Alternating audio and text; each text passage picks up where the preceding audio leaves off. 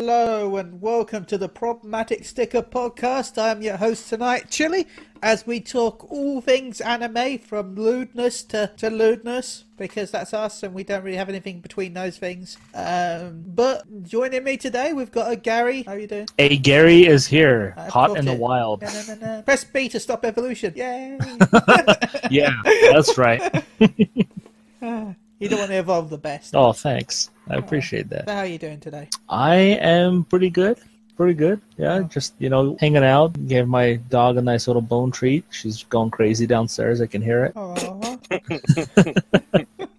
Yeah, you did. Oh, my God. No, Chris. No. That's two. No, Chris, I did I tell everyone I got an Entei last month because of the Pokemon, the Discovery thing? And I got a what? No, Entei. no, you haven't mentioned that. Hentai. Congratulations. You do your monthly Discovery thing and you get a legendary. I named him Hentai. Here's my little Hentai. Yes! The game blocked Hentai as it was too offensive, so I just called him Hentai. Oh my God. He's a hen wearing a tie. I love it. Anyway. See companies, we'll find ways around it. You keep blocking, we'll find ways around it. Life finds a way. Anyway, Gary, anime, how have you been enjoying it? Have I been enjoying the anime? Yes, I have. I have been enjoying the anime. I have enjoyed going back and watching Soul Eater because I do think it's in the top 10 best animes. I kind of agree. I love it. Yeah, for a lot of reasons. I mean, it has great action, great humor, great animation, nice fantastic characters. Some nice fan service. I mean, the fan service is funny in that because it's literally only just the one character that's fan service. The witch. And and later on, she doesn't really appear as much as she does earlier, which is kind of sad because I really like her. She's super powerful, but yet they never fully utilize her power. But we'll talk about that when we talk about Soul Eater. But yeah, I've thoroughly been enjoying Soul Eater. Like I've wanted to watch something else, but I kind of want to keep going back and finishing it. I mean, it is long. It feels a lot longer now than it did the first time I watched it. Yeah, I'm on 35, I think. I've tried to get to 40, but it's just, I think I know what goes on now, though. And I know everything, because I looked it online. Cool! Well, I was getting to that climactic stuff, and I thought, shit, I need to know the rest of it, so, Yeah, and there's some Brawly, the Brawly movie had some stuff, leak. I guess, maybe leaked and rumored. You saw something, and then I read something, which I kind of want to talk about, if you don't mind, when we get to that point. Oh, yes, do dish. I might talk about my leak as well, but warning, if you are not into any spoilers for the movie, please skip that part, please. We will warn you sufficiently before we get to it. Yeah, there will be big before warnings. The penetration begins, we'll give you a warning. Yeah, we always want consent. We don't want to pour tea down your mouth while you're sleeping. Because mine will either make you really happy or it'll make you really upset, depending on how you look at it. And mine will probably just piss you off. But mine could be 100% false. So because mine could be too. Mine could be, for all we know. Someone could have leaked the wrong information. Yeah. So but while we talk about Dragon Ball Dokkan Battle, it's got the EZA freezer still going on right now, correct? Yes, it does. And the Android 21 thing still going on, I think, for a bit more. Yes. Yeah. I believe it ends 25th. It ends this coming Thursday because Friday is when we get the Halloween dailies. And I really hope we get something cool. Yeah. Yep. 25th. I mean, what did we get last year's Halloween? Didn't we get... Wasn't that for Geo? I know that was Easter. I don't remember. I know we got... we got Boo. The Boo event with the Boo cookies. Oh, the Boo cookies. Halloween cookies, which makes your physical team, indestructibly destroy. You get max damage with the physical team if you have the right unit. It's great for LR Gohan as well. Gary has reached the point of godlike status in Dokkan, and I'm pretty sure he's, the #1 player in the world. Hey, I'm pretty godlike as well. No, there are some people who, once a new banner comes around, they already have every unit rainbowed from that banner because I don't know where they're getting their money from, but they're just buying everything. D3 has, I think he had whales. He had to barber some rainbow LRs. No, actually, yesterday on Reddit, I was going through on the Dokkan Battle Reddit subreddit, and some piece of shit, and I'm gonna call him that because I'm jealous and angry, pulled 3 LRs in one pull. Holy shit! And here I was like, furious. I pulled one. I'm happy. Yeah, he pulled Goku and Vegeta, or in the Goku. God damn it! He pulled Goku and Frieza. He pulled what's his name? Broly. Yeah, everyone pulls Broly for some reason. And I don't. He's the one LR I've wanted since he came out. He's the only one I've craved to have besides Goku and Frieza. Yeah. And he also pulled, I believe it was Blowjack. Okay, because if you said Trunks, then I don't feel so bad. Because LR Trunks is the worst. Seriously. Yeah, but he pulled 3 LRs, and I was just like... And they're all 3 amazing LRs, because Blowjack runs incredibly well on Resurrection. Yeah, he's good on... He's got 2 categories, I think, that he's good on. And he's going to be great on the 3rd category once Vegeta comes, because Blowjack is also full-powered as well. Yeah. So the one LR everybody said is useless because he has no wings is all of a sudden becoming the best LR. And my Gohan is not anymore. That's the whole thing about that. That's why I don't listen to when people say this unit is trash, don't pull on him. Everybody told me not to pull on Tapion. And guess what? Tapion is the best tank in the game. And his the technique one and the technique one is just as good. Yeah. So don't listen to it. Like, he may not have links, but he's not there to do damage. He's there to not kill you. Well, the tech has critical, doesn't it? That's what he does. Technique has a medium chance to critical, which is the same as LR Trunks. The same as LR Trunks. The same. And agility Tapion, let's face it, he's the MVP of Super Battle Road on your agility, because he transforms if his health is below 50%, and nothing can hurt him after that, and you're good to go. And now with this patch, remember, he gets all the orbs now. Yes, orbs transition to giant form and great apes now. Yep. So if you put orbs into those characters, their transformed state gets those orbs as well. Before that did not happen. Correct. Also, if you have basically they've added battle status images onto the game. So say if you got Tech Vegeta Blue, anytime he takes damage, he increases his attack. Now, with this new update, you can actually see when you take damage, there's a little icon up here underneath that shows that it's got an attack boost, and it'll keep doing that until he actually caps. It also shows any debuffs. So if you've got Intelligence Gogeta and he does his attack down and physical down, you can actually see it pop up. Yeah, and what's great about that, you can now see when the unit gets stunned or when he gets sealed. The super attack gets sealed. Before, if it happened, you had to sit there and wait for the icons to scroll through to see if you actually stunned him or not. Now it tells you right as you do it. So it's really good. I love this update. Though I must admit, one of the things I'm really looking forward to from Japan is the punching bag. Have you seen that? I have. It brings back nukers. Yes. The old way to play, baby. And it makes LR Gohan broken as shit, and I want that back. Yeah. So Chris, nukers. Yes, I was just about to ask, what does all this mean for? Okay, so nukers was a preview, like one of the first metas in the game. So there's metas that people talk about. Like there's like a meta of nukers, then there's the god tier meta, and then it just goes on to whatever it is now.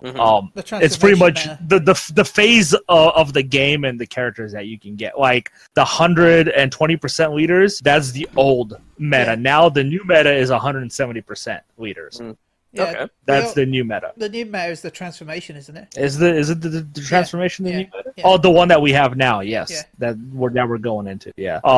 But the old meta was nukers. Yeah. And what it was units that got stronger depending on how many orbs they obtained. Yeah. So, for example, LR Gohan. Yes, LR Gohan is a nuker, but to make it easier for people who might pull him, Cell, Technique Perfect Cell, is a nuker. And what that means is for him, his passive is for every orb that he obtains, he gets an attack plus 15% and defense plus 15% for every orb that he gets. Yeah. So if you can make the entire board technique, he's getting all those orbs that are just going into his attack. So he can at one point only do 100k damage, or he can do 5 million damage, depending on how many orbs he gets. That's the nuker. And there's nuker leaders. So Baby Vegeta Intelligent is a nuke leader for intelligent units. Yeah. His leader skill is every technique orb plus 33% to attack, I think is what it was. So anybody who absorbs technique orbs gets 33% attack boost for each of the intelligent orbs they obtain. And there's multiple of them. Frieza, Agility Frieza is one. Golden Frieza, I should say. From the Super Namek Saiyan saga. Blue from the Namek saga. I still Not find that from so stupid. Yeah. That nearly all the Golden Freezers, because they're from base form Freezers, they're in the Namek saga category. So dumb. So, really? I remember that time when Goku goes Super Saiyan and then Frieza goes, "Aha, monkey! I can do that too." Yes. So there's a nuke leader for each of the categories. So Baby Vegeta is intelligent. Super Saiyan God Goku. Super Saiyan Blue, who is technique. Golden Frieza is agility. Super Saiyan 3 Kid Goku GT is strength. And Super Saiyan Blue Vegeta is physical. Those are your nuke leaders. I actually orbed that Goku recently. Just for that event? No, just because of the fact that you can turn giant. Oh, yeah, there you go. But yeah. That's the old meta. That's how people won fights. Like, that's how you beat the first Dokkan fight against Brawly. Yeah. You just change the board one color with as many support characters as you can. Yeah. And then just have your leader destroy them. Yeah. It doesn't have to be the leader. It can be anybody. Yeah, it's the whole team. Oh, okay. But obviously there's some units that do like Cell. Yeah. So if you have Goku as your leader, right, with his leader skill of 33% for each technique orb you get, plus Cell, who also gets plus 15% for every technique orb that he gets, you're pretty much combining those three. So you're getting, what is that, 50%? Something like that? And it's all stacking. If it was a physical, and all stacks. If it was a physical though, and you've popped a cookie, that's even more. Yeah, if you use the Majin Buu cookies, it does crazy shit to your stats. Yeah, you're looking to pretty much max out that. I think the max damage you can do is 999,000. Wow. But that's the old. A lot of people still use it because it's fun, but they also die because they don't have any healing items because you have to use items to change the whole board to one color. That's why physical is not too bad because of the cookie if you're lucky. Yeah. Like and obviously, if you take specific characters that change the board as well to certain colors. Like I run the Future Trunks because he turns, I think it was strength into intelligence, which is great for my intelligence team, like Gohan and Gogeta. And see, here I am just sitting back, if we can pull it back. See, here I am doing a beginner, and I'm just excited that, I can do the Blowjack event now, which, as Gary, as you said, was like one of the first events ever. And my team that I was using, and then Gary tweaked it a little bit to make better use of the Go tanks. I had been using the Battle as a Namekian Agility Piccolo in combination. In combination with the technique Tapion you were just talking about, Gary, that changes. I think strength orbs into rainbow orbs, and like those two combined together have won me multiple fights just because it boosts Piccolo's, and I have Piccolo rainbowed, and I'm focusing on his like critical damage that he does. Like I'm still at the basics, just like that's what I'm focusing on, just just to build up those units and get some of the other ones and do the new events. So that's me for like. As advanced as I've gotten in the game. By the way, I'm doing a quick pull on Legends right now as we're talking. Let's see. I've got Super Saiyan Goku and he's beating up Frieza. Let's see what we get. Please be Goten. Please be Goten. Oh, it's Trunks. Nobody wants Trunks. Nobody likes Trunks. See, I have that LR Trunks, the physical one, and it's like you're saying it's crap, and like he's the best card. It's not crap. It's just compared to other LRs, he's disappointing. Yeah. See, that's the difference in level we're talking. Like when I started, as opposed to when you guys started, there's only I can hope for certain events to come back, and I know you guys talk about what we're hoping for in the. Christmas we were just talking a little bit ago. Yeah, the Christmas banner. Like that'll be a good time for new players to get caught up and do that. So I'm looking forward to that now. So there is still hope.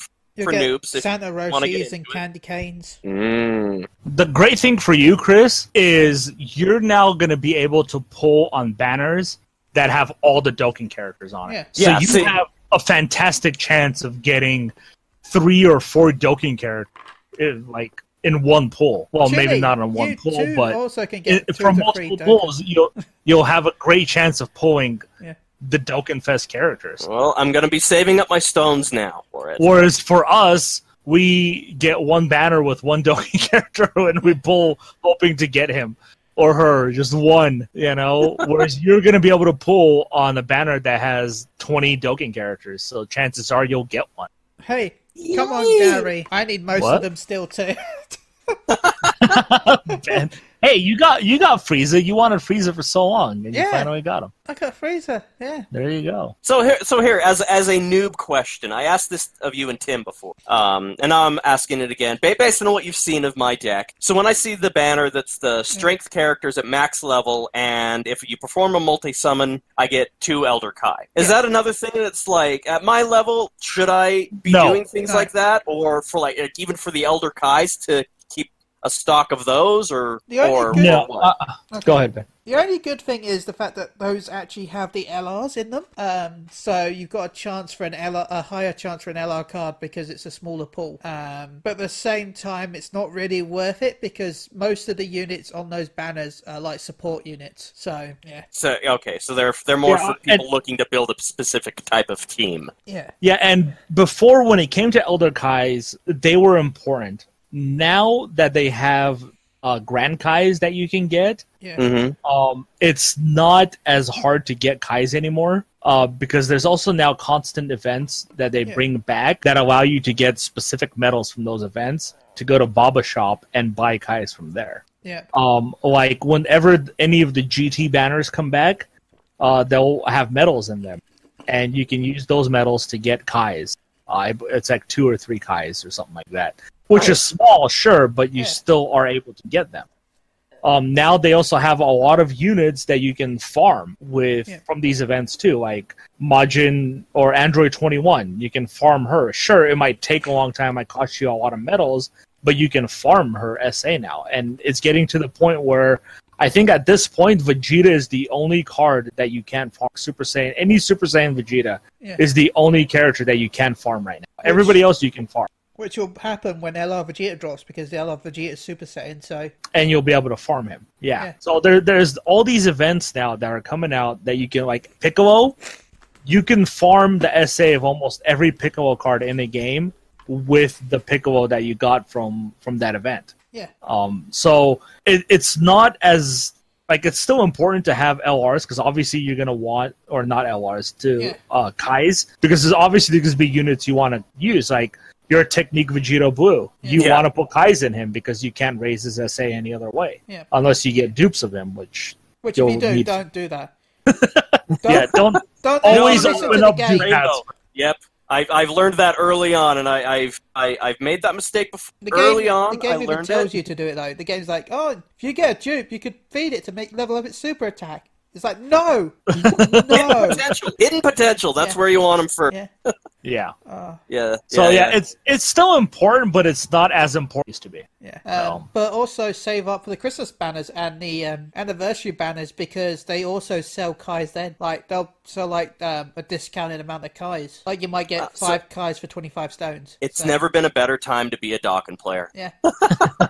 So everybody get in on this. Legends. It's a blast. Yeah, if you really want to pull on these type banners like the STR one and all those ones, the only ones I would recommend actually pulling on is the Technique and the Intelligence. Yeah. Because the Technique one, the Tien in there is probably the best support unit you can get. I think he gives the entire team from his passive attack and defense plus I think like 40% to all allies. Oh, wow. As his passive. So he's really good support. And the cell that you get is the exact same, just for extreme units instead of super. So he's really good too. And the intelligent one has that too, with Vegeta and Kid Gohan as well. Those are the only 2 I would recommend. Right. If you really want to pull on Technique and intelligent. Attack and key +3, attack and defense +40. That's really good for a support unit. For a low level noob like me. Also, I know what you're saying. Technique is your highest chance of getting an LR because it's got Goku and Frieza, Goku Black, and SS3 Goku. Nice. So you got 3 LRs in that banner. Good to know. See, and this isn't just advice for me. This is for new players. Yeah. Because I am one, so you get to learn with me if you haven't been keeping up to speed with these guys and all their fancy jargon about nuking and joints and clusterfucks and things like that. And then But yeah, World Tournament, please kill me. Yeah, the World Tournament is just a pain in the ass. But Chris, here's what I'll recommend: if you're gonna do the World Tournament, do it at the lowest level you possibly can, and just get to 20 wins in a row. Just try to win 20 times in a row, 20 actual full matches, like not like 20 fights in a row, but 20 matches. Wins. Like you have to win the final match 20 times. Yeah, which is like 5 matches. Yeah, so it's a lot. Yeah. It's a lot. And if you're gonna do it, you'll probably have to use stones for the stamina. Yeah, but I would only recommend going to 20 wins and then stopping, because you get great rewards when you get to 20 wins. But obviously, if you want to do 30 million points, I don't think so, because it's a complete pain in the ass. Yeah, and it makes you hate. It really makes you hate the game. I had to take a break for about 2 weeks because I grinded to get the hit last tournament, and I think I ended up getting 48 million points or something like stupid like that. And I was up every night for the 3 days till about 6 a.m. and then having to get back up at like 11 a.m. Was that hit worth it? No, but I have him. There you go. Yeah, that's another thing. None of the World Tournament cards are worth the grind you're going to get them. None of them. And they all go into a summon pool anyway. Yeah. Isn't that the only way to get that TN LR, that agility LR? That's right. You'll get him just from participating in the World Tournament. Oh, okay. Well, no, you got to be in the top 20,000, don't you? Which is not hard to do if you get 20. Yeah. If you get 20 wins in a row, you should be fine and get him. Well, I'll probably do what I always do, is I'll just go through it as much as I can and be done with it. That's all you can do. And I don't stress about these things anymore. You get tickets for the Dragon Ball summon, and you get tickets for a guaranteed SSR. And those guaranteed SSR tickets are specific for World Tournament cards. Yeah. But they do have random SSRs in there as well, so you do have a chance. Yes, they do. Not anymore. They changed it so that there's 2 banners. The last tournament I pulled on, Ben, I pulled an SSR that wasn't a World Tournament. You sure? I'm sure all the World Tournament ones are. I'm telling you, I did. I even showed it to you guys. I just don't remember what. But either way, you'll get tickets from completing certain tiers and getting a certain amount of points, where you can use those to get cards from those banners as well. Good to know. Right now, I'm probably just going to be farming the Blowjack event. Yeah. I mean, if you have that STR Gokua or the female character in there, I don't remember. Ging. Yeah, if you have the SRs of those, they awaken to us now, and they use those Blowjack medals. Which I do. Oh yeah, there's 2 banners, isn't there now? What was that? There's 2 banners. There's a World Tournament banner, and then there's a GSSR banner. Zangia is her name. Zangia. How could we forget that? It's so close to Zangief. We should know that by heart. But yeah, the actual the Goku one is actually pretty decent. Yeah. If you don't have like a good extreme team, he's actually pretty good. Nice. Yeah. What about the Blowjack? Don't you come back no more? Do you have Blowjack? I have the extreme strength Blowjack. Yeah. Do it. Awaken his ass. I've got to get a couple. I only need a few more medals. and you can awaken him to true ultra rare after that too. So he's SR for you right now. He still has his bandana and everything. He's SSR, but he's not full power Bojack. No, not full power. Yeah, so you can awaken him to full power Bojack, and then you can awaken him again to his true ultra rare, which is level 120. Nice. I need to awaken him myself, actually. I will warn you, he's worse in his true ultra rare form. Oh, okay. I think he loses 2 links. Wow. Gains like 2 good wings, and they replaced it with 2 shitty wings. I need to awaken the Goku as well. The Rage Goku one day, and I need to awaken Agility Blowjack. Blowjack, yep. But yeah, we're 5. By the way, all the great apes are going to eventually get as well. All the great apes get a Dokkan revival as well. Oh, nice! I've got that agility Vegeta, extreme Vegeta that can transform into the ape. Nah, sorry, the Bardock ones. Oh, the great Shugesh. The great Shugesh gets a Dokkan awakening, but transcended Ural. I hate you so much for saying that. talked 30 minutes about Dokkan Bao. So good. Oh, wow. And we could go on. We could. But you know what? You never introduced me at the start of the show, Ben. Yeah, you're Chris. Hello. I mean, You're Chris. Hello. We don't really. I know we're introducing each other, but I mean, how many episodes we've done of this? I know. I think I'm being difficult. Yeah, just like Chris. Always. Well, shall we move on from Dokkan? We're going to talk about Dragon Ball, won't we? Again, because Gary had some spoilers about the movie, and I have some spoilers about the movie. Okay, spoilers. It's not really spoilers; it's more rumor because it's obviously unconfirmed. Yeah. So recently, I was on Reddit, and somebody had posted an image that said, "Now that Brawly is going to become canon, can this guy become canon as well?" And it was a picture of Cooler. And someone replied to the comment, to the post, and said that King Cold is not the only Frieza family member that's coming back. And it had like a winking face on. And everybody pretty much ignored it up until the comment got deleted, which it got deleted pretty quickly. And then people looked up the name, and they obviously did their research and found out that the person who commented on it is somebody who worked on the translation team of Dragon Ball Super up to the point of the Zamasu saga, right before that started. So they pretty much translated Battle of the Gods and Resurrection F. So what this potentially might mean, if it means anything, is that Cooler may show up, and they may make him canon in this movie, because it was a direct response to that picture. I, on the other hand, believe that it won't be Cooler, that it's going to be Chilled instead.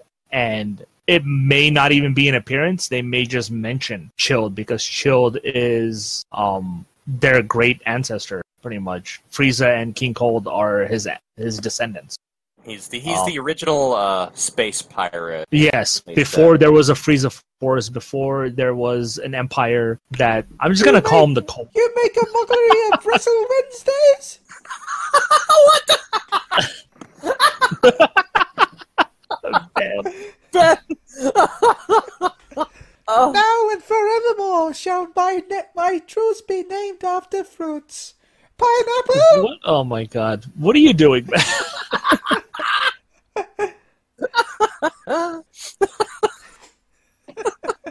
So, yeah. So, whatever that means, whether it's true or not, whatever it means, it's still rumor. It's unconfirmed, obviously. It could also mean that after the Brawly movie, they might be doing another movie that might make Cooler canon. Who knows? Or they'll just put him in the series. Just put him in the series. It could mean a lot of things, but if obviously this person has worked on the franchise, he doesn't work for it now. I believe they still work for Funimation, but not on the Super franchise. So take that for what it's worth. I don't know. We know King Cold is in the movie. We saw him in the trailer. Let me just say they have a great opportunity here to kind of bring back they've already obviously reborn the Dragon Ball franchise. It's at its peak again. So I would hope that they would listen to the fans. Let's bring people want to see Cooler back. Fuck, bring him back. Make him canon. Let's see more of this mysterious brother of Frieza that everybody liked. Let's see fucking Blowjack and those guys come back again. Like, you know, I think they were all great enemies that need more exposure. Yeah, fuck, let's bring them all back. Do it. I also think there's a lot of stuff going on right now that actually adds fuel to this, because if you really look at it, Cooler is probably like the third best or most liked character from the movies. Brawly is number 2, and obviously that loser is number 1. His name that everybody loves. Whoa! Who? Bardock.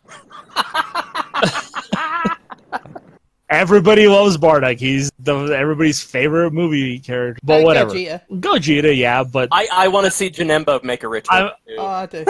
Me personally, I fucking loved Fusion Reborn. I loved Janemba. I want Hitler, my favorite character.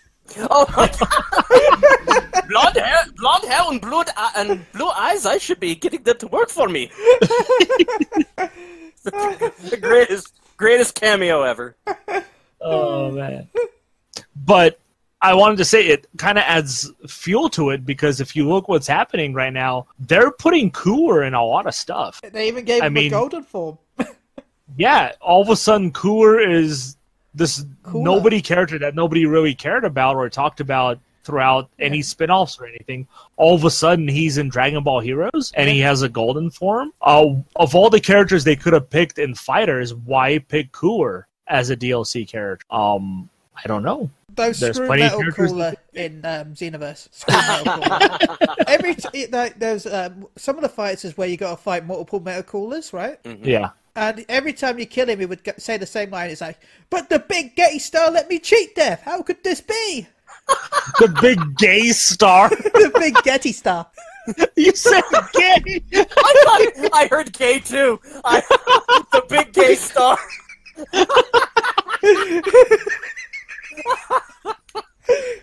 That's every time one dies, it would say that. So if he uses an ultimate attack and kill multiple, it would just like the big gay star. Let me cheat death. How could this be? How could this be? How could this be? The big gay star. Let me cheat death. How could this be? You've got the podcast title right there. How could this be? The big gay star let me cheat death. No, I'm gonna have to rename it so like the big gay star let me cheat podcasts. How could this be?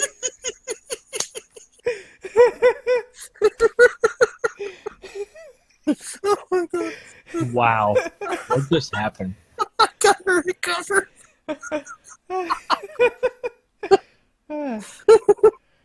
It's like Team 4 Star's Cooler is my favourite Cooler though. Like when they start the movie and Cooler's just sat in his throne, it's like making like phone sounds. It's like ring ring ring ring. Well, at first it's start of the movie. It's like the Saiyans, Frieza let those past.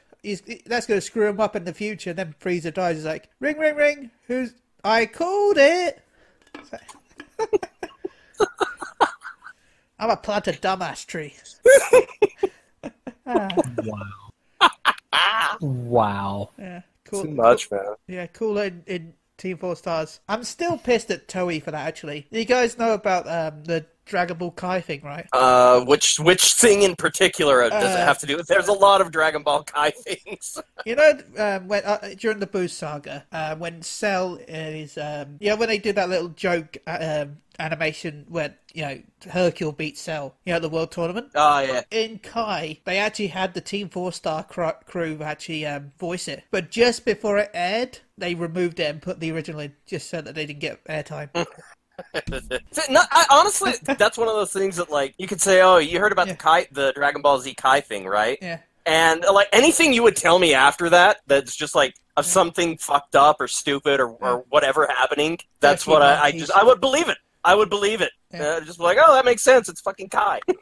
Anyway, Cooler, Gary.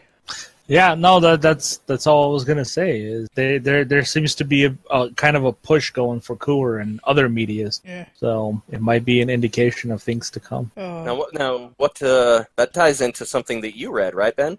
Yeah, there's a super duper spoiler that I'm about to say. So if you're really excited for the movie, I'm going to skip some of it actually so people don't get spoiled too much. But the synopsis for the Broly movie leaked. Or at least looked like it leaked. Whether it's true or not, we don't know. I'm just going to say the start of it. I'm not going to spoil the rest of it. So super spoilers right here. Major super spoilers for a movie that's not even out yet. Possibly. Rumored. Skip ahead like 5 minutes. Yeah, 5 minutes. Let's say 10 minutes probably. Oh my god. Well, if we discuss anything. Yeah. Like right now.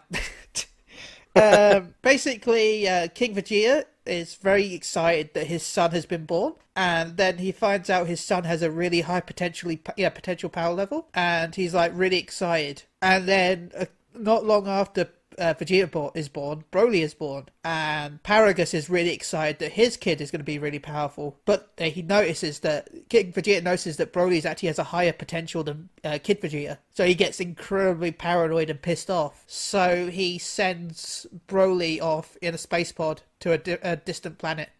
As far away as possible. Paragus, finding this out, gets really pissed off that they sent his son away, then gets angry with King Vegeta and jumps in a space pod and flies off. And then that's where they are until current timeline. They're on their own little planet together. I don't know if they jump from planet to planet or if they're stuck on that planet, but then Frieza's forces are exploring that side of the universe, and they bump into him, and then they bring them back to Lord Frieza, and they join the Frieza forces, and they go to attack Earth. So, yeah, that's why they arrive on Frieza spaceships. So, yeah.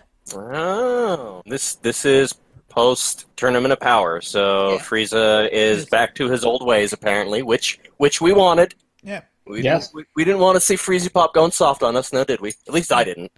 Well, the one thing that I don't like about this is Frieza is using somebody else to do what he has been wanting to do for like 400 episodes.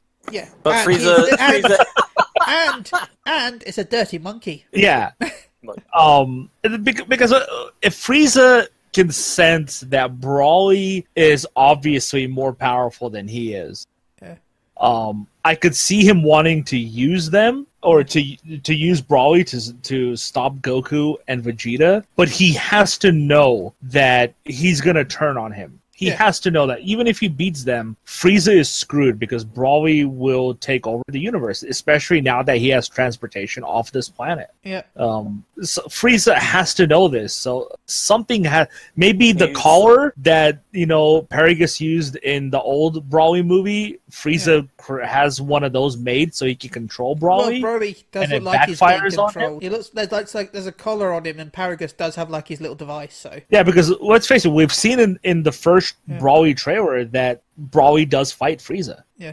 But like I said before, whether that's before or if that's recent is a different question. So I feel like it's recent just because a lot of the previous new trailers, there's naked Frieza. Naked Frieza. He's naked for some reason. Everybody's I think it makes sense that he's like that because I would assume that the armors, even though we saw the Ginyu Force wear the armor, I would say it's very early on in the armor time, and Frieza didn't really need to wear it because nothing that can challenge him. Well, no, for me, I think it's just because he's so young. I feel like the armor hasn't, like you reach an adolescence. You know what I mean? It's not reached his... But King Cold doesn't have it on either. True, but King Cold isn't naked. Yet. I feel like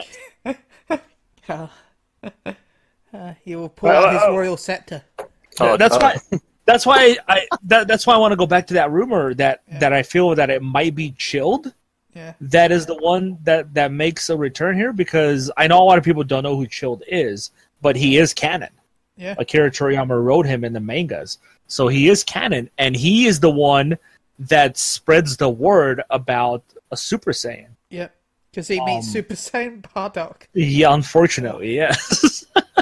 Which isn't canon anymore, is it? Well, I guess it could still be. It could still be. Depends on what happens here. But yeah, Chilled is the one who pretty much warned his entire pirates that he's working with of the Super Saiyan and to spread word to all of his followers that this exists. By the way, there is a Dokkan Battle Chilled you can farm. There's what? Chilled. You can farm card. Chilled. He's in the game. Yeah. He's in Dokkan Battle. Oh, nice. Oh, yeah. He's a Super Strike. Yeah. So that could potentially lead to why Frieza has to wear the armor. Yeah. And how Frieza knows of the myth of the Super Saiyan. So. Yeah. Well, no, the manga told us that Beerus told him. Beerus told Frieza. That's the manga. Anime is different, my friend. Yeah. Yeah. Just before, basically, it was an interview or the manga. I can't remember exactly what it is. Just like Toriyama, I forgot. Basically, before Beerus went for his last catnap, he told Frieza that the Saiyans were being a pest and that he heard rumors of like a Super Saiyan or whatever and they're being annoying. And then Frieza's like, okay, and No, we saw that in the anime, not in the anime. We saw that in the movie. Oh yeah. And I think they said it in the anime as well. Yeah, and then Frieza goes to blow up Planet. Yeah, we saw it as a flashback of Whis talking to Beerus about him ordering, like, what happens if they find out that you ordered. So interesting stuff. I like some of what that synopsis says, but I'm also not a fan of actually a lot of it. Yeah, not the only because like Brawly, he would have to have been fighting something to get this powerful. Also, it shows you how shit the Supreme Kai is. Our Supreme Kai is useless. It's like, I don't know of any other stronger people except for the guys on Earth. Except for that guy over there that's really powerful. And that guy. and you can't talk about PyCon because PyCon is not canon. Yeah. So that's whole that whole thing is gone. Ooh, PyCon, there's another guy like. But yeah, so yeah, it's unless Brawly was in another universe, unless his pod traveled to another universe. But come on, it's the Supreme Kai. He's just so bad at his job. Hell, wouldn't that be funny if he did go to another universe, and that's why one of the universes that wasn't in the Tournament of Power, and it was just because Brawly went in there, like, oh wow, they're mortal. Yeah. Because we know that Goku and Vegeta travel to another planet. See, this is where I'm confused because if Frieza shows up and asks Brawly to go to Earth, but we know the movie doesn't take place on Earth. It takes place on whatever this ice planet is. They've already confirmed that the movie takes place on a different planet. Yeah. So maybe it's Frieza who comes to get Goku and Vegeta. Maybe. To help him with Brawly. Because yeah, like it doesn't take place. So clearly they have to find out about Brawly somehow. Yeah. Well, how plausible is this rumor that is this synopsis kind of plausible? It's the same people that leaked Resurrection of F synopsis. So. And was that like 100% accurate? About 80%, I think it was. Cool. So yeah, I think you're both. It was actually translated from Spanish for some reason. Same with this one. So, but I want to say something though. Our universe is probably the worst universe. Well, not ours. I mean, Universe 7 is probably the worst universe there is. I mean, well, next to Universe 9, obviously. No, I mean, because they really. I want to say we're actually worse than them, really, because remember, our universe actually had 5 Supreme Kais at one point. Ours is the only universe with 5 Supreme Kais, and we still fucked everything up. 5 Supreme? Yeah. Well, no, that's because Boo ate them all. Yeah, but we're the only ones that had 5 in the first place. Yeah, you had the Force. No, but our universe is the worst because everybody kept overlooking the true Ultra Instinct Master. Master Roshi. Yep. Lord and Savior. Hey, and Hercule is the only mortal to see every god, really. Yeah, apart from Goku. Yeah. Yeah, he's met Supreme Kai. He's met actual Zeno. Mm-hmm. Hercule is like the best character ever. Isn't it going to be great to find out, like at the end of all of this, that this is actually all just from Hercule's diary? Oh, that would be and it's all and like it's passed down, and we're like reading through Pan's granddaughter's eyes or something like that, like about and it's Goku's this universe's tale, journey to the West. See, I wish that's what Goku is. I wish they would just have I know it's not that, but I wish they've actually would have gone to the Dragon Ball Online storyline, because I really think that would have been a great way if they just expanded that. Like Boo. After Hercule dies from old age, Boo gets really sad, but finds one of old Hercule's porn magazines. And then gets confused and makes a female Boo, and then a Boo race is born because he makes a female out of the porn magazines. Gohan, after growing up, becomes continues his schooling, but he writes a book on ki control to teach humans how to use ki. And then Tien opens up Tien opens, like in the anime, he actually opens a dojo, and then but his is based on Master Shen's teachings, and Krillin opens up a turtle school to teach Roshi stuff. So I like that. It would have been cool if they continued like this stuff with like Dragon Ball Online. And Goku and Vegeta, I love the way Goku and Vegeta die as well. I really do. Basically, Saiyans reach a certain age where they stop fighting. Mm-hmm. But Goku and Vegeta decide that because they're still rivals after so long, that they go off to a different part of the universe, which is empty, and then fight until they both kill each other. Oh, wow. Yeah, blowing up planets and stuff as they fight until they both just die. Okay, until one of them goes first. Yeah. And the other one will die from the wounds. Yeah. That's actually really cool. I like that. Because of how far away they fight, that you can actually, in online actually has the fact that they can still feel the shockwaves from how long ago. Because, how far they fought, or how long it's taken for the shockwaves to reach Earth. Mm. That's like God tier level. Yeah. That's yeah. That's how I would love Goku and Vegeta to end, but it won't happen like that. That's too cool. Nah. In one universe, maybe. Yeah. What do you think, Gary? About that, the way they die? Yeah.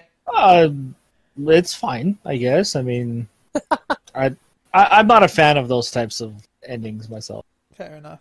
Anyway, we nearly spent this entire podcast talking about Dragon Ball, which is great because I missed the Dragon Ball podcast. I do have a segue. Yeah. That could. But that could do you get have a story as well with your segue?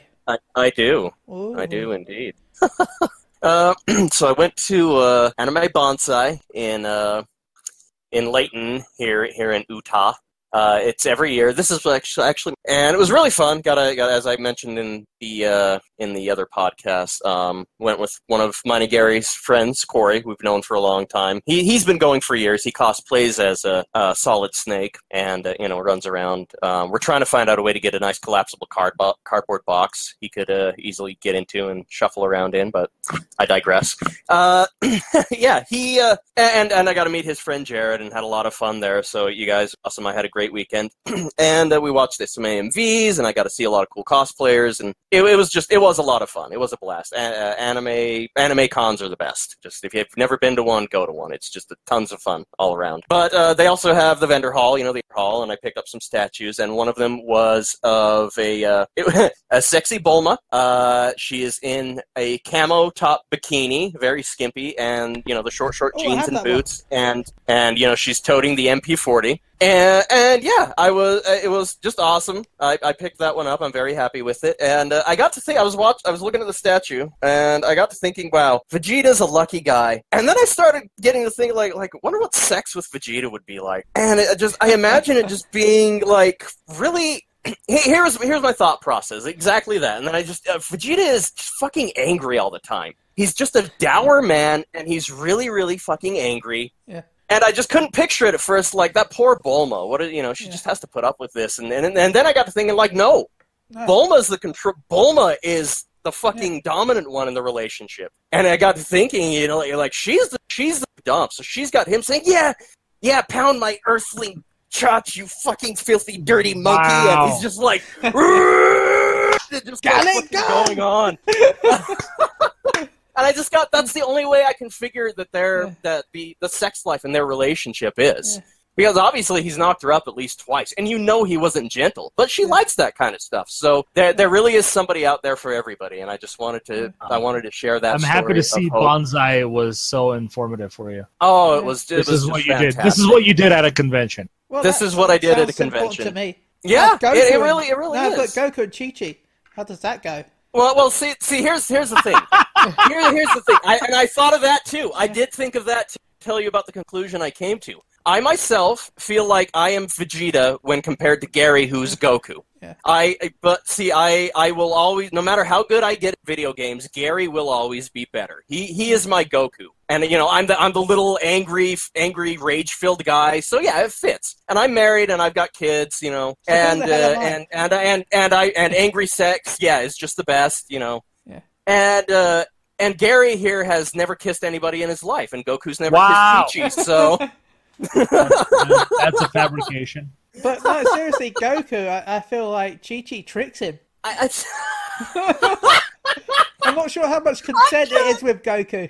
I can't. I just imagine her just like bending over underneath like a curtain and going, Goku, can you clean this with your penis? He's like, I'm not using direct words like that. It's like, let's go do some training, Goku. Yeah. There you go. She knows how to get him in the sack.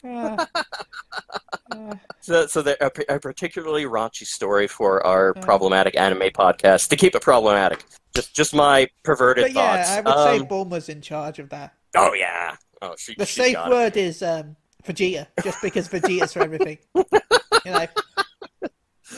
Yeah. So she just to really piss him off because she wants a good pounding. The safe word tonight is Goku. Safe word tonight is Goten, because everything's disappointing. Oh, my headset fell off. Oh my god. But yeah, no, Icarus. And into the bigger story, yeah, no, Anime Bonsai was great, and I just wanted to share a little bit more about that. Some of the best cosplayers out there I've ever seen, doing some beautiful work, and you can go check it out. Just Google Anime Bonsai and look for the one that's in Salt Lake City, or I should say in Layton in Utah. It was a lot of fun. AMVs this year were really good.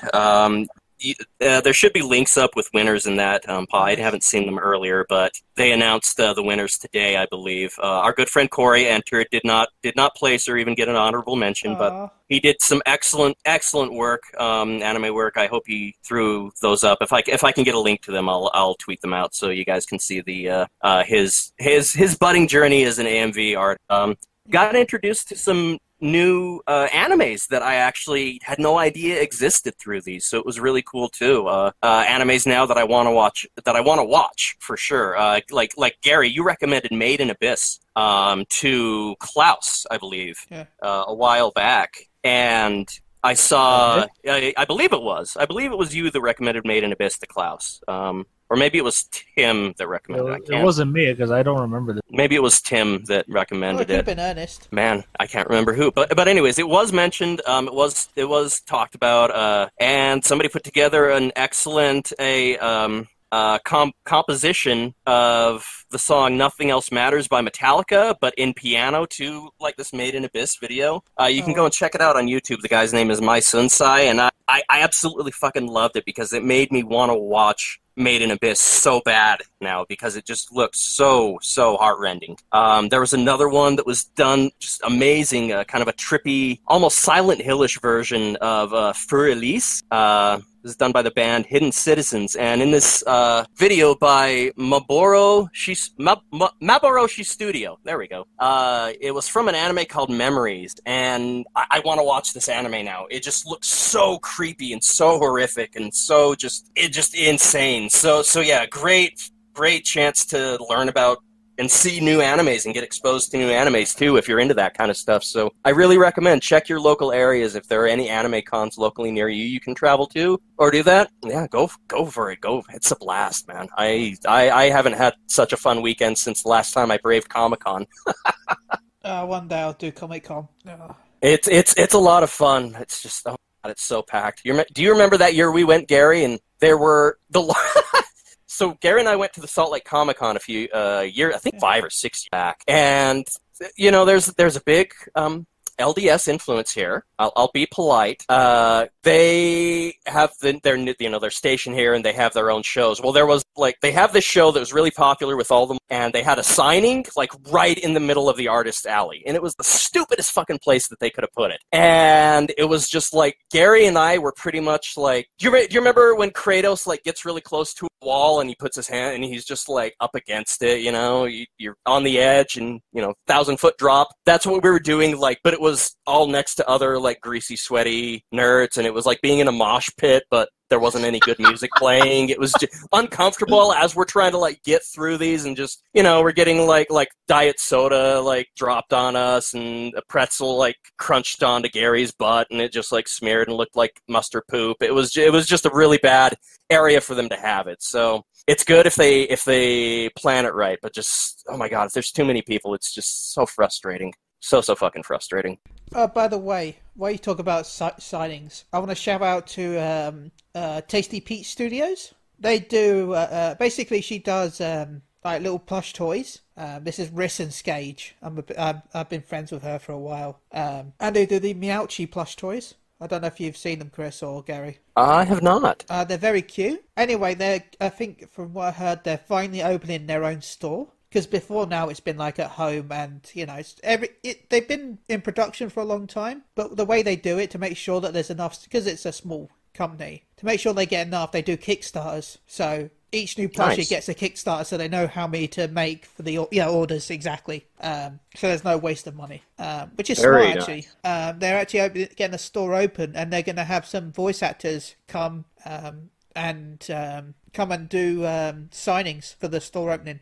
She sent me a while back them. I can't remember which ones they were exactly. Let's see if I can find them. But the one that I've asked her to see if she can get for me, just because I'm a huge fan, is Hercule and Boo voice actors are going to be signing stuff. So Nice. 1 second. Oh, here we go. Daru from Steins Gate, Blair from Soul Eater, yeah, Woohoo! Yay. which we'll be talking about in a bit. And sorry if I butchered this one. Retsku from Arigatusku. Retzico from a Gretzico. Yay! Yay. Oh, my lovely little panda. Yeah, all the voice actors will be doing sign-ins at her shop. So Hell yes. she's an amazing person. I look forward to seeing her at FanFest again. She said she's going to give me a big hug. So I bought a Grumpy Sheep from a couple of years ago. Oh.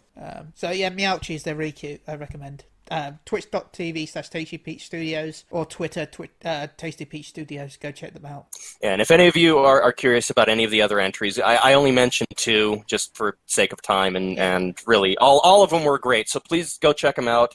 It's the AMV contest at the 2018 Anime Bonsai in Layton, Utah. Yeah.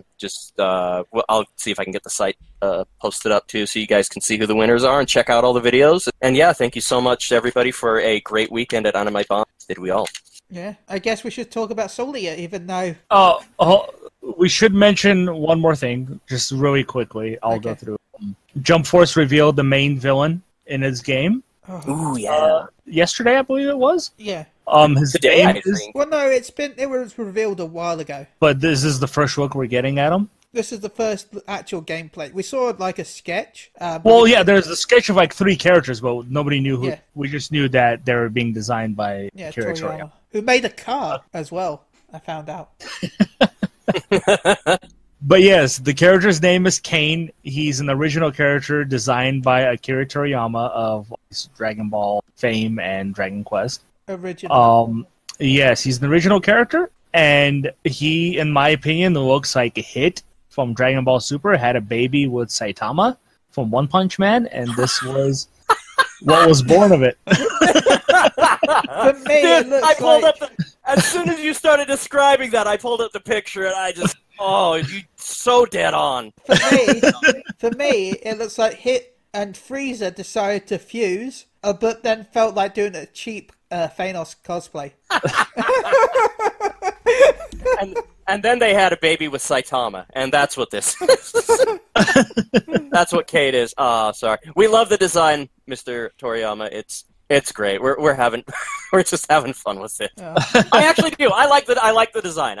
I think he looks pretty cool. Also, for anyone that wants to, I don't know how, you can look it online at Toriyama's car, but for Chris, if that loads, I want a Q-Volt now.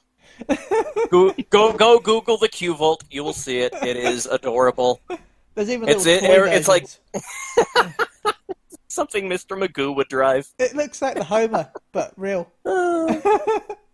This is better than the Homer. This is like something you could see in a future Japanese, like a smart car in a future Japanese show where they have like the demi-human animals and things like that. That's really cute. I like it. Q-Volt. Toriyama. What else? I just wanted to mention that. That's fine. No, thank you for bringing it up, Gary. I had forgotten completely about it. No, do we want to do Soul Eater now or later? Because we're an hour and 10. Well, I think we should just do Soul Eater and save the episode thing for next week, Okay, so that everybody can good. get caught up. Yeah. So Soul Eater. Cool. There's only 2 shows we talk about, and you'll be talking about one of them by yourself, and that's Boruto. Yeah. It was Gary's suggestion, was it? Soul Eater. Soul Eater? That was Chris's. mine. Okay, Chris, That do you was mine. Do you want to start Yes, off? I would absolutely love to start it off. So Soul Eater has just become one of my favorite animes of all time. It was just one of those random picks on Netflix one night a few years back. I was just kind of browsing through. I'm like, I'll check this out, and yeah. I found the pot of gold at the end of the rainbow, lightning in a bottle, whatever you want to call it. In my opinion, I love this anime. So the premise of it is in this world, death the Grim Reaper himself, Death, runs a school for weapon meisters, and these are people who are born into this world. The meisters are the people who can bond with the people who are born as like living weapons, and they are able to eat and purify corrupted souls. So these kids with these special abilities go to train at this school. Our main character we're introduced to in the beginning, in the very first episode, her name is Maka Albarn. She wields Soul, who is a scythe, and they turn into the weapons for lack of a better term, and then you can kind of see they're naked in their spirits, except Soul still has his headband on, I think. So when you see them talking, but they can still talk, they communicate as a team and learn to fight together. And their goal is they're trained to go out and stop these evil villains, corrupted souls, whatever you want to call it, and they're supposed to eat the souls to purify them, and that's their job, basically. They're trained to do this to keep us in the mortal living realm, part of the world, safe and happy and ignorant in our lives. But the goal is, yes, what you forgot to mention. They have to kill 99, they're called Kishin souls. And they're pretty much like spirits who have decided to pretty much eat and absorb human souls. Once they do that, they become evil spirits. And the Meisters have to go out and kill 99 Kishin souls and then find and kill a witch, which is very hard to do because witches are super powerful and they're very rare as well. And the whole point of that is once they complete this task, they will become one of Death's sights, pretty much. One of Death's main weapons. There's a word for them. I don't remember what it's called. Yeah, I can't remember. Soul break or something like that. When they transcend, like I will mention soul transference. Soul transference. There you go. And we learned so we meet Maka and Soul, and they go after. In this episode, in the first episode, she's got 99 of them, and now it's time to go after the witch. And so they find a witch, and she's got a big pumpkin, big old sexy jugs, and her witch's hat, and she's fucking just like starts whooping their ass. Just like, so like, yeah. You have to explain how it happens. Please do, Gary. Just randomly decides, oh, there's a witch, let's go kill it. He jumps through the window, and she's taking a bath. Yeah, and his face just goes right into her tatas, and she's all excited about it because she thinks he's cute, and he's like, has the nosebleed and everything, and Maka randomly comes in, sees that she's naked, and like super kicks him into the wall. Because she's pissed at him. This is how this anime is. It is so just brightly, just the animation is just so well done, so smooth, so just unique. It's such a unique animation, and oh god, like, yeah, you describing that is just on point. It's so over the top. Yeah, and at first she's pissed because he just rushed in because she knows how powerful witches are. Yeah. And he just rushed in and like not trying to be stealthy or anything. And then she realizes that she's butt naked and she just gets pissed and just calls him a pervert and just like super kicks him into the wall. And the entire time they're like talking, he's still like just bleeding. Like the nosebleed is just gushing out. He's just dying in the corner. It was pretty great. But sorry, continue. No, I'm glad I can remember the overall points, but please jump in wherever as I plow on. So anyways, Blair, the fight ensues. Blair starts just whipping their ass. Finally, they beat her, and it turns out Blair is a cat, a very powerful magic cat. And they're just like, no, she's not a witch. And they like it resets. Like when they fail, they lose all of the Kishin souls. Yeah. So she's like resets back down to 0, and boom, there's your first episode. And then the second episode, we get introduced to our other character, Black Star, and Tsubaki is his partner's name. He's Naruto with a kiss fetish, and he loves to snort crack. That's the only way I can describe this guy.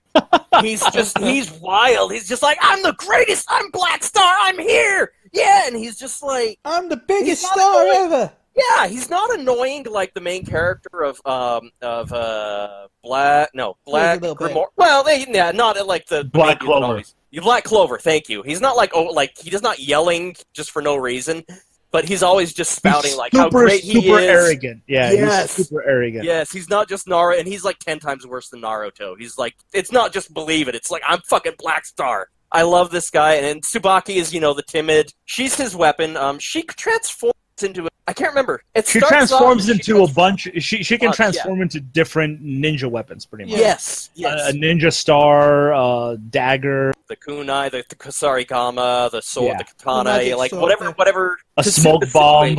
Yes. She's super versatile.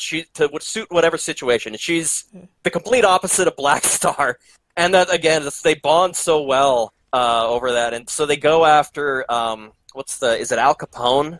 Yeah, Al Capone is feasting on some human souls, and they go after him. You're gonna have to refresh my memory on what happened in this episode, Gary.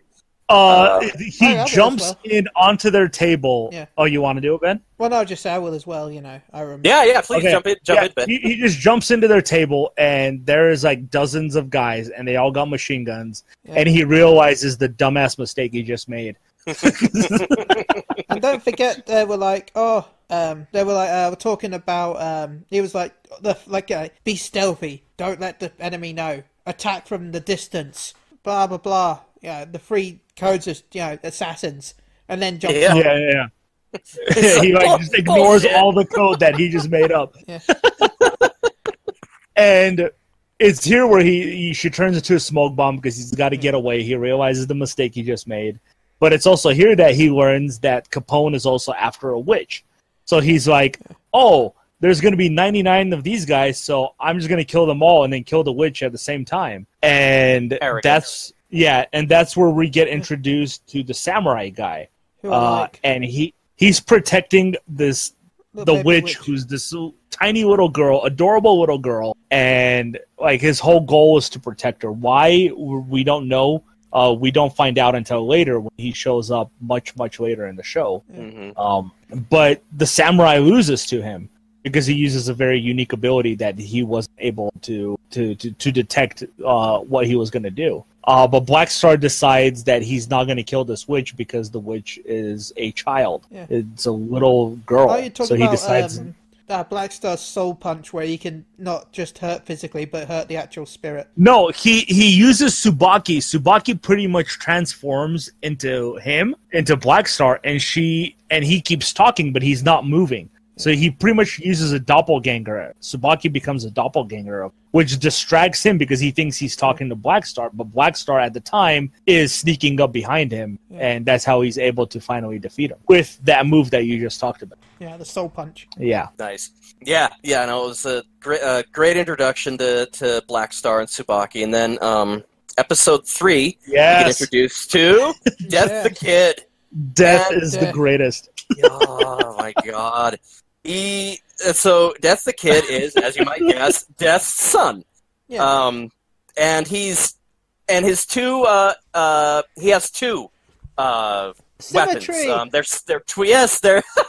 They are twin sisters, though asymmetrical. One is short and spunky, and the other one is tall and sophisticated. Remind me of their names again. I can't remember their names. Yeah, I can't believe I don't remember their names either. Oh my god! They were twins. But so Death the Kid he's a really unique character. He has a very, very strong obsession, like psychologically diagnosable OCD to the point where everything has to be in perfect symmetry. Pictures, so great. Screens, whatever. But he himself has 3 white lines on his black hair on the left. I think it's the left side of his face or his head. No matter what he does, he can't bleach them out, and it drives him or dye them out, and he drives him nuts constantly. But the two sisters are pistols. They each transform into a pistol, and he wields them in a weird way. And I really love this because it's not like a standard one. They're upside down in his hand, and he uses his pinky to pull the trigger. Yeah. And they don't use actual bullets; they use soul, spirit energy. Yeah, and that's how he does it, and he's just it's the first episode when they go after this mummy, and Right, that's the mummy. They go to Egypt. They're going after the tomb to get the Kishin soul or whatever. Yeah. Or was it an artifact? Was he looking for an artifact already at this point? No. He's going to kill the Kishin in the pyramids of Egypt. Yeah. Okay. Yeah. Okay. So I am right. Sorry. Oh my god, such a great episode. To be fair, the only episode that really sticks out for me, Death the Kid, as a really, I can't remember what episode exactly it was. It's the one on the boat, the Nidhogg. Yes. Yeah. They're like chasing after the villain, and then he has to stop. He's like, "Look at the clouds. The clouds are in symmetry. Perfect symmetry." He will stop in the middle of a perilous fight and like do shit like this. Like this fight, they start fighting the mummy, and he's pretty pretty tough. Like he's throwing out his bandages to spear them and shit. And middle of a fight, he just wait. Is the picture hanging above my toilet perfectly aligned? I gotta go check. He like rushes all the way back home, leaves the sisters there to fend for themselves, and is just like standing there with his hand on his chin. It's like, oh yeah, I guess it was right. No, it was great. So in the episode, they get to the pyramid, and he's admiring how it's perfectly symmetrical and all that. And they get inside, everything is fine, and then he starts thinking about this painting that's in the bathroom. And he can't get over the fact that we're like literally in the middle of a mission, and he's just losing it. So they start dragging him because he's trying to go back home, which is hundreds and hundreds of miles away, to check to see. And he just can't stop thinking about it. And they drag him, and then they get attacked by a bunch of mummies, like these small zombie-like mummies. And there's this whole monologue going on, and then they turn around, and it's just the outline of where his body should be. Like in the lines, and he's gone, and there's a note on the ground saying, "I can't stop thinking about it, even though I tried. I have to find out." So he's gone. So they're pretty much transforming into a gun themselves, and one of the sisters is wielding the other one. So they get through it, and they continue on without him, and they get to the mummy part, and they're pretty much like get captured, and they're like bondage raped over there. And Death the Kid finally gets to it cuts to Death the Kid. He's at home, and he's like, "Oh, so it was perfectly symmetrical." It's like there's nothing wrong with the painting. And he decides to go back. So there's this long scene of him traveling back, and he's going through, and he finds like this ball with like this face on it. And I think it's like it's like a witch bomb. It's supposed to blow up. And he starts admiring it because it's so perfectly round and it's so perfectly symmetrical. And then he notices that one eye has one more eyelash than the other one. And he freaks out. He's like, "Oh, this is the most disgusting thing I've ever seen." And he just like throws it as hard as he can. He's fucking insane, but he's so powerful. Remember the episode where they're studying for the test, and he's like, "Your eyebrows, one of them not." It's like, "No, you would." They're like, "No, you will do it for hours then," or something like that. It's like he's like got a sketchbook out and trying to design stuff on how he's going to sculpt her eyebrows. Yeah. It's just so great. But yeah, in that mummy episode, like he encounters the mummy. They're like being all like they're tied up in the mummy's bandages, and he refuses to fight it because the sarcophagus is so perfectly symmetrical. He's just like, "I can't," and he just starts getting his ass kicked until the mummy comes out, and like half of the mummy is one thing, and the other half is something else, and he's like, "That is the most disgusting thing I've ever seen." And he goes crazy and just destroys it. Yeah, his whole symmetry thing just kills me. Like that one part when he talks about symmetry, because he starts like he gets angry at the sisters because they're not exactly the same. Mm-hmm. One is taller than the other one, and then the other one has bigger breasts than the other one. he like grabs both of them and he starts freaking out. And then the older sister's like, "What about you? You're the freak. What's up with those 3 lines on half of your head?" Like, I've tried to get rid of him. No, and he just breaks down, and you see him like in the corner, just like smashing his. "I'm disgusting. I'm filthy. I don't deserve to live. Just leave me here to die." And it happens all the time. It's so great. He's melodramatic, is what he is. So over the top. It's like stood there.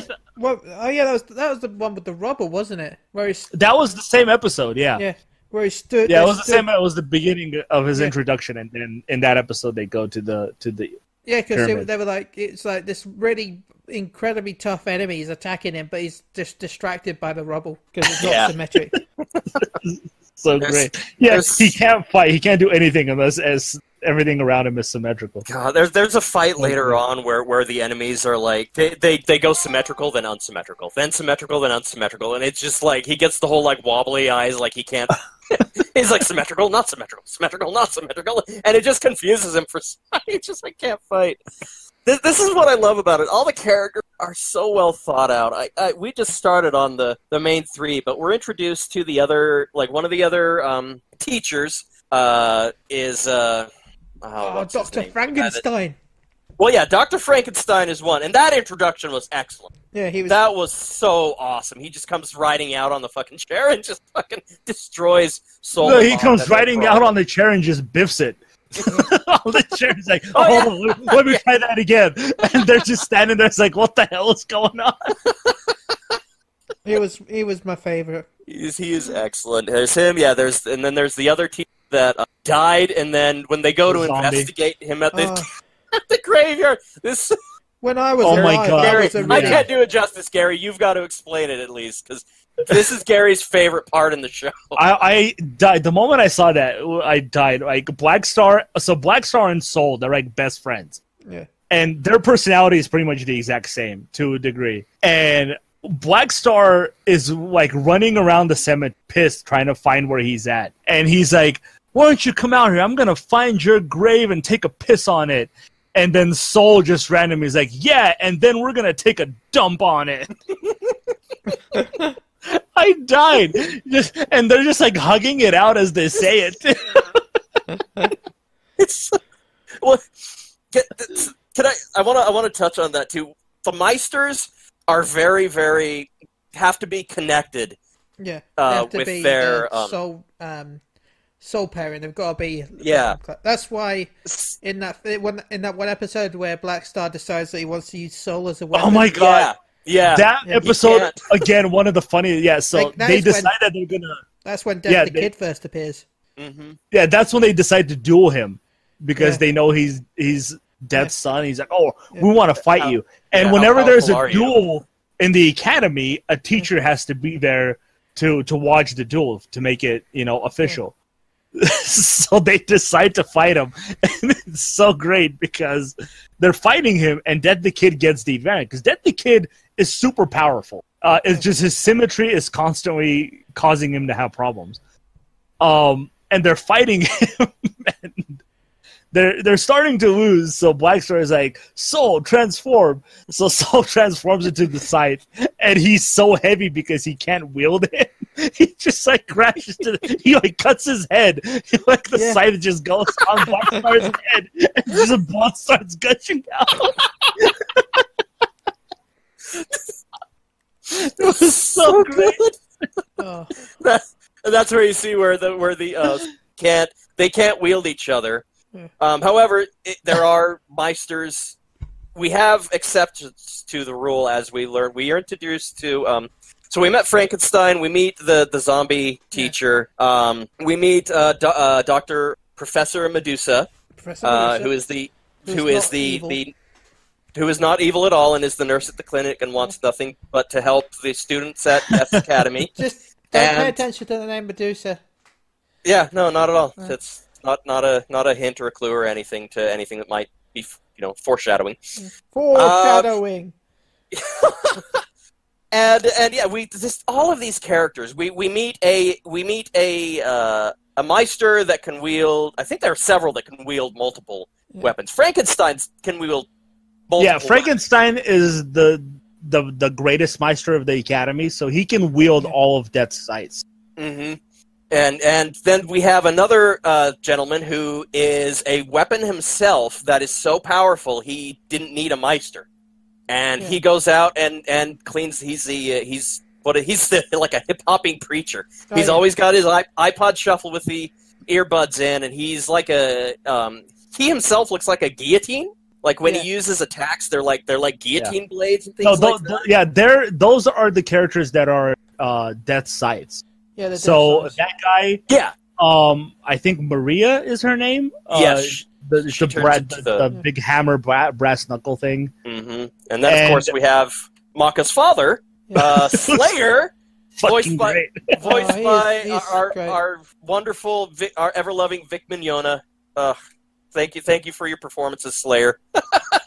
He's a super pervert who loves his daughter more and just tries to win her affection, but she hates him because she's disgusted by him because he drove her mother away. Yeah. Her mother being the Meister who wielded Slayer and got him transcended to now be. He's basically Death's right hand weapon. Yeah. He's always with Death. In their atrium or whatever, they're always in their zone. The Death Mirror zone, sort of thing. Yeah. That's another thing that I really love about it is whenever you want to contact Death, you go to a mirror and you breathe into it and then you dial. Yeah. Like you write out the number like 5. I can't even remember the number 55 something, and then she repeats the prayer and then she can talk to Death through the mirror. Yeah. Maka and all the Meisters can. But yeah, and that's the big reason that she hates him because she felt that it was his fault that her mother left and went abroad and did her and is doing her own thing. We never meet her mother, but we do. There's something beautiful there that happens. So I got a little ahead of myself. One of the best episodes with her dad is when he's at the bar and the cat chick is there. That's the one I was thinking of. Blair. Oh my god, yeah, and he gives her money and asks her to get a book for Maka. And she goes to the mall or something and she couldn't help but buy all this lingerie for herself. So what she does is she then looks in the back and she shrinks it to make it fit Maka because she's obviously more busty, and Maka isn't. So she shrinks it and says, "Oh, this is a birthday gift from your dad." And she gives it to her, and she pulls out these panties. And they're like really super tiny. small. Yeah. And she just a disgusting freak. And then it's like, no, it's not even just that. Think I am? It's not even just that. It's then afterwards she's like, "Oh, you like it? Well, here's a card." It's like, the card is like, "You've done really well in your exams, but now you should wear these and have a bit of fun."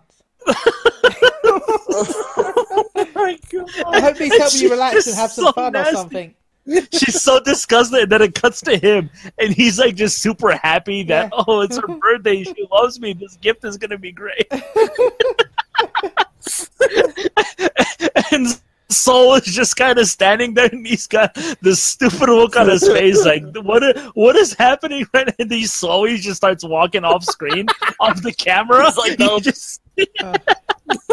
not gonna deal with this. I'll be honest. If I was Soul, I'd react differently if that sexy lady would jump in me all the time. Does anybody want to adopt the sexy kitty? Later on, a lot later on, when Death City's being under attack. Mm-hmm. I'm not gonna say how because spoilers. But the person attacking is also a sexy lady. And the kitty is Kitty is basically annoyed that she thinks that her fishmonger has died that gives her free fish. Yes. Because he's a pervert. So she's like having a real sad moment and she goes to attack the actual the person that did it. And then you find out he's still alive and he's pretty much been brought back by this cat fight. As these two women start attacking each other. It's a boobalicious fight and one of the best in the series. Yeah, it's great because randomly they start cutting to it and more people start showing up. It's like everybody's coming back from the dead just to watch them two fight it out. And they're not fighting; they're just grabbing each other and pulling each other's hair and stuff. What is happening? It's a full-on cat fight. It's great. Oh, I love it. So, I love the ones too. I won't She's go like, into I detail. thought you were dead. Before that. So I want to. We've been talking a lot about the characters and that. I want to just really touch on the overall story of it is that Death's goal is always to prevent Kishin from coming back to life, because there was a Kishin that emerged and Death had to stop him, and the only way he could is, and you learn this early on, but the only way he could is by turning him inside out and bundling and basically wrapping him up in his own skin and sealing it with like every fucking possible seal you can fucking imagine. Yeah. Like magic seals and in the room with the symbols around it, like, and it's in the core of Death City. And he has to remain there to protect this. And the witches, the whole city is his soul. Yes, the whole city is. He is. This is Death City, Death Academy, and the witches. And the reason for that is because that Kishin that he has sealed up pretty much causes madness. Yeah. Yes, and it spreads, and Death has this shield around the city that stops it from spreading out of the city. That's why he has to remain. And if he leaves the city, then the aura of the Kishin gets out, and it spreads throughout the world. No, I don't think he physically can leave the city. He's bound to it. That's later because on. Of the shield. Yeah, there's a barrier. Yeah. You can't see the barrier, but it's there. Yeah, and he physically can't leave. So, but that's the witch's whole goal, is they want to sow discord and chaos, and they want to get a Kishin released, and that kind of encompasses why everything is the way it is about, and the Kishin is there, and I won't spoil anything, but the Kishin does get released, and that is the later half of the series, which is also just fucking fantastic. Oh, yeah. it ends well. I won't obviously go into how it ends. It ends strongly, though a little displeasingly in my personal opinion, but I just love everything about this anime. The music, the soundtrack, all of the character. We haven't even touched on Krona or the poor Krona and Ragnarok. Oh, I love them so much. And I guess we could spoil a little bit. Medusa is not as good as she makes herself out to be. She is a witch. And a very, very powerful witch. We meet a character later on named Krona, who is a very powerful Meister himself, but he's for lack of a better you wonder what's going on with him, and for lack of a better term, you find out that he is Medusa's son, and if you're the son of a witch with that kind of power, you're going to be abused, and he's suffered such abuse at her hands. And just everybody has like their own personality quirk. Mm-hmm. Like we talked about that the kid is the symmetrical thing, Black Star is very arrogant. With Krona, he has no idea how to be social, and anytime something new comes up, he freaks out and he comes like, I don't know how to deal with that. Like when he has to fight more than one person at a time, he's like, I have to fight two people. I don't know how to deal with that, and he starts freaking out, which makes him more powerful. The more he freaks out, the more powerful he becomes. And then his weapon, Ragnarok, is like Demon Blade. Yeah, Demon Blade, super powerful. I love his scream resonance attack that just like paralyzes everybody, and he's super powerful. That fight they have in that cathedral, they end up nuking the cathedral. It's a classic cathedral. It's different in the manga. I think it's the Kremlin in the manga. In the anime, it's a different cathedral. I can't remember. But they basically nuke that in their fight. But the whole how they meet him and what they learn about him, what you learn about him, and then his whole storyline of redemption. And see, I'm getting teared up talking about it. It was a very powerful moment for me in the series, especially that last episode where the ending animation changed. Yeah, it was just so. Everything about this, and especially Professor Frankenstein. He was a wonderful character throughout the whole show. He's Who I would describe him as Aizawa Eraserhead from UA, because he is that demeanor, very like, you're gonna learn the hard way, don't slack off. Like he comes into, to train the three of them and help them out, or I should say the 7 of them, not just referring to the Meisters but also their weapons. And they learn a lot from him, but he too suffers from this. He's very susceptible to the madness of this Kishin. Extremely susceptible to that. And you see Medusa using that against him and against Maria and Death, and again his overcoming this is a very strong thing, because he just learned how to tune out things. So it's a very powerful. Yeah, it's just it's all so. How far? What was the last thing that you saw, Ben?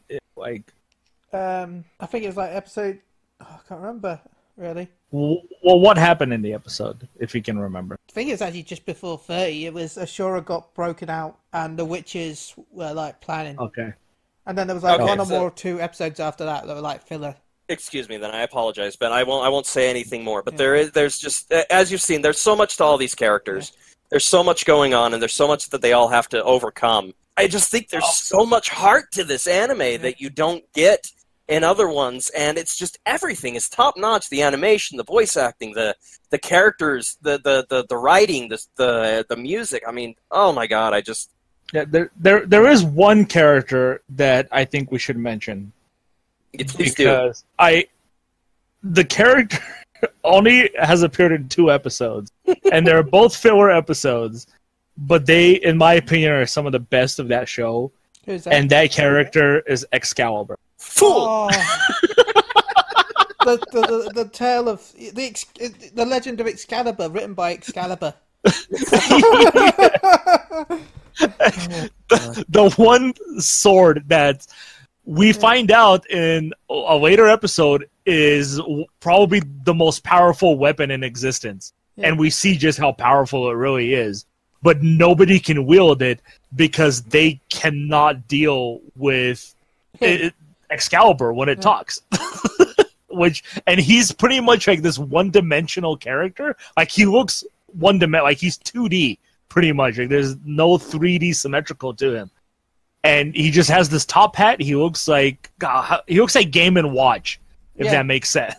If Game & Watch was like a top hat wearing rabbit. Yeah, and he's super irritating. All he does is talk about how great he is and all the things he's done. But to wield him, you have to survive his trials. His 1,000 commandments or something like that. Yeah. And they're all about him. Like, make me the best coffee or the best tea at this time. Worship me at this time. It's like they can't deal with it. And they know how powerful he is. And where he lies is like in a cave of fairies. And even the fairies hate him because all he does is talk about him.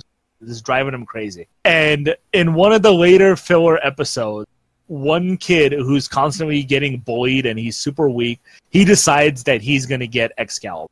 And I think you saw that episode, right, Ben? Okay. And he gets Excalibur, and Excalibur's like walking around with him, and he becomes super cocky. And then I think it's Black Star and Death the Kid just get irritated with him, and they challenge him, and he just like one-shots both of them with Excalibur. That's how powerful Excalibur is. The strongest weapon ever to live. Just, and can put up with him. They talk about that too. Like, he's the whole story of him and King Arthur wielding him was true. Yeah. But that's like, he considers that a part of his tale, not King Arthur. And is the great, like, all in his rewards, like, he rewards people for completing his trials with the dumbest shit. He's like, I'm going to reward you with a song. And he just starts singing about himself. He starts dancing. It's like, he's got the little cane in the top hat, and he's doing... Yeah. Excalibur is fantastic. I love those episodes with Excalibur. They're just so great. But eventually, this kid, he completes these 1,000 commandments or whatever there are. So he's finally able to wield Excalibur, and he's like, I'm going to be the powerful. And then I don't remember what Excalibur says something that he didn't like. I don't remember what it was now. Oh, I can't remember now either. I can't remember either. It's something incredibly stupid. Yeah. I think it had something to do... God. It's like a pet peeve that somebody would have. Yeah. Oh, God, yeah. Shit, I can't remember what he says. God damn it! It's so annoying. Back to Chris on the pet peeves of the Excaliburs. Yes, so he goes through all these trials, and oh shit, should I let you finish explaining it, Gary? Yeah, so he completes these 1,000 commandments or whatever they are to wield Excalibur, and he essentially has the most powerful weapon in existence, and he can beat everybody. Like, it's just think that he can probably beat Death with it. He can probably beat Frankenstein and the main villain of the big Kishin that they're trying to protect. He can beat everybody with Excalibur. And Excalibur at one point sneezes, and he sneezes repeatedly like 3 times, and he's like, "Oh, just sneezing." And it cuts to a moment later where he's walking around, the student, and he's back to his old self. Like, he's afraid, he's weak again, and Black Star encounters him, and he's like, "Hey, where's Excalibur?" Because Black Star hates Excalibur, like despises him. and he pretty much says, "Oh, you know, I gave him back. I just couldn't handle it anymore." And he's like, "Oh, so you couldn't complete the commandments?" And he's like, No, I did complete them all, and it was great. It was all great up until he sneezed." And he's like, "What?" And he pretty much is like, "I hated his sneezing. I couldn't stand his sneezing." So of all the shit that Excalibur did to piss everybody off, the sneezing is what finally did him in. So he puts Excalibur, and the fairies who noticed that Excalibur was missing, they were happy. They were throwing parties, they were getting drunk, they're probably having orgies, we don't know. They were super happy. And then all of a sudden they see the sword is back, and they just go into instant depression mode. And they hate everything. He just, Excalibur is there. He's like, "Well, let me tell you about my story." To the fairies. Yeah. So he wielded the most powerful weapon, and he put it back because of a sneeze, and it was fantastic. So fucking great. There's so much to absolutely love about this show. I've been going on nonstop about it, and I composed myself, and I need to shut up. Because I really love this show. So what did you guys think? Oh, like I said, it's in my top 10 best anime. I believe you recommended it to me after you watched it, and yeah. I watched it. I fell in love right away. Almost every character to me is incredibly likable for their own reason. I know a lot of people probably don't like Black Star's cockiness and his attitude, but there's something there that makes him that character, that makes him great. And again, it just goes to all the characters. Even the characters that appear maybe once or twice in the whole show leave a memorable mark. And because they're just so well written. Mm-hmm. And to me, it's just one of those shows that I can rewatch. I'm rewatching it, and I don't want to stop because it's just that good. And some people may think it's long. I believe it's around 54 episodes. 54 episodes, yeah. Well, remember, there's a spin-off as well. Yes, a sequel. It's a sequel. It's Soul Eater Not. Yeah. And it's very much like the new Fairy Tail is going to be, where it's new characters, but the old characters make cameos. So nice. Check that out, too. Yeah, and it's just everything about it, in my opinion, so well done. And you already touched on it. The voice acting, the animation, the fighting, the fight scenes are fantastic. Almost everything about it is really good. And again, it's one of those shows where it has filler episodes, but those filler episodes are so good that you can't knock the show for it. Mm-hmm. And the episodes with Excalibur, great. The episodes where Black Star just randomly wants to fight somebody, where they're taking the test and freaking Soul tries to cheat, and he pretty much wraps his whole body in the answer. Oh, and yeah. he gets caught. And he's like, I'm just going to cheat. And he like looks over, and one of Death Jr.'s girls, one of his guns, she's like drawing a giraffe on her test sheet. Yeah. And he's like, what the hell? It's like, the kid is really smart. And he looks over, and like the test is almost over, and he's still writing his name because he can't fill it in perfectly, and it's not symmetrical. Oh. He hasn't even started the test yet. But what's impressive about the gun, though, is that she actually makes a giraffe. Yeah, and he's like, wow, that's actually really impressive. At the same time, he's freaking out. All these episodes, they just add so much to the show. And, you know, to me, this show is easily a 10 out of 10. It's really high up there. And I'm glad that you recommended it to me when you did way back when. And yeah, it's one of those shows that I think is a timeless show that I can watch maybe 15 years from now and still enjoy it as much, if not more, than today. Definitely. Hey, what did you think, Ben? Pretty much everything that Gary said applies to me, really. There's not much more I can add to what Gary said. Those were my favourite scenes, so... Any major complaints then? Any problems? I personally, I don't think there's anything that I didn't like about this anime. No, the 3D effects I'm not a big fan of, just because 3D effects always don't date that well. True. Like, you know, the pans of the Academy. I wish that had actually been drawn properly rather than what looks like cheap 90s 3D. But that's Something more of that a does not- grudge of why. I guess the one knock I will have again, and it's very small and minuscule, is it kind of has that same problem like Fairy Tail does, where they're constantly presented with this evil threat, and it looks like they're down and out for the count, but nobody ever dies. Yeah. And nobody's ever lost. So there's no real emotion of loss for any of the characters. But other than that, nothing. Yeah. Perfect anime. Damn, 10 out I of 10 would for give me it an too, A+. obviously. Yay! 10 out of 10. Gary? I think he already said 10 out of 10. I want to...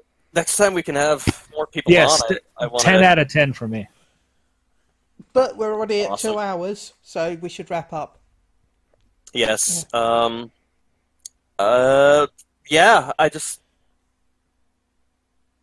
Who? I guess Gary's next, right? What his pick next What's is. your pick next? Well, I always kept juggling between a few. I'm just gonna go with Hellsingle. Okay. Woohoo! I've never seen it. I don't want to be the only person to see it. It's a drastic change from Soul Eater, so it might be hard to move away from that and start this Hellsing more Ultimate, dark. did you say?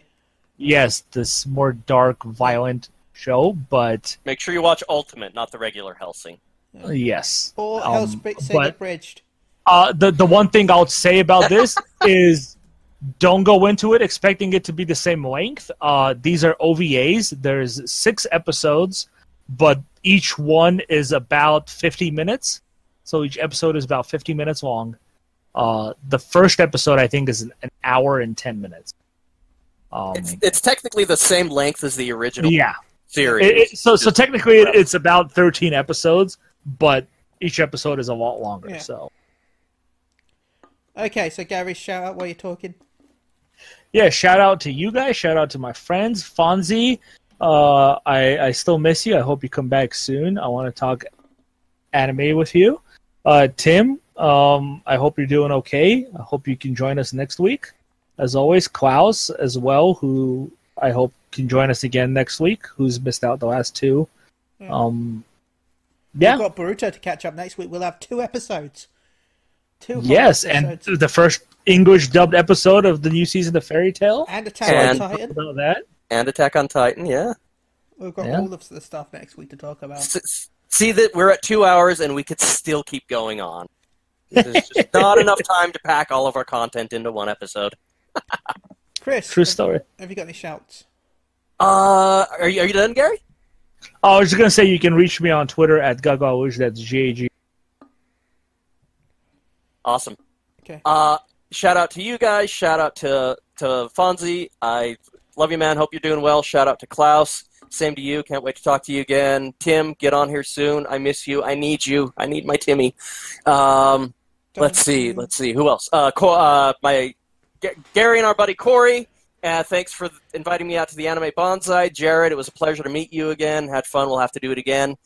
Friends, family, and if you want to reach me, Evangel, that's Devangiel. Okay. I want to shout out to Maelstrom Radio. Congratulations on episode 100. I look forward to seeing what you guys do in the future. A shout out to She Heals I Tank, which is twitch.tv/She Heals I Tank. A shout out to Muguga Around Radio. They've Paul is streaming more on our Twitch channel, so go check them out. Twitch.tv/Muguga Around Radio. A shout out to both my amazing hosts here, Gary and Chris. A shout out to Klaus because we miss you. Shout out to Alfonso, we miss you too. We want to give you big hugs. Shout out to Tim, much love.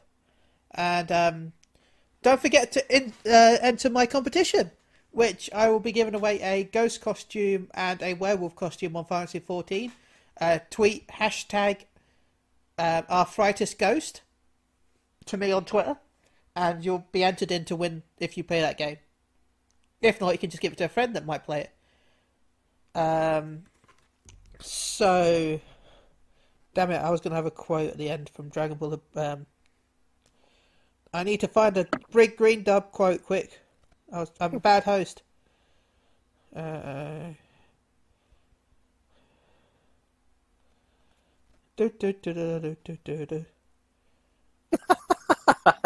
you like chocolate? If you ever need, I can fall back on like a Boo quote or something. Damn it, phone. Gary, sing for us. Sing for us while Chili searches for a... Excalibur. Excalibur.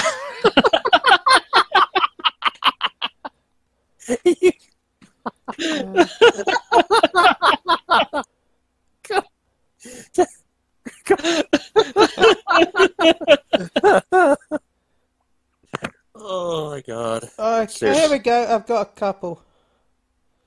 I think I've done this one before. I like this one, but let my child alone. And we are the Twilight Twins. All right, pick a big one to finish on, Ben. Yeah, I think we're going to go with we're the Twilight Twins. Because we're the Twilight Twins. Until next week, leave that child alone.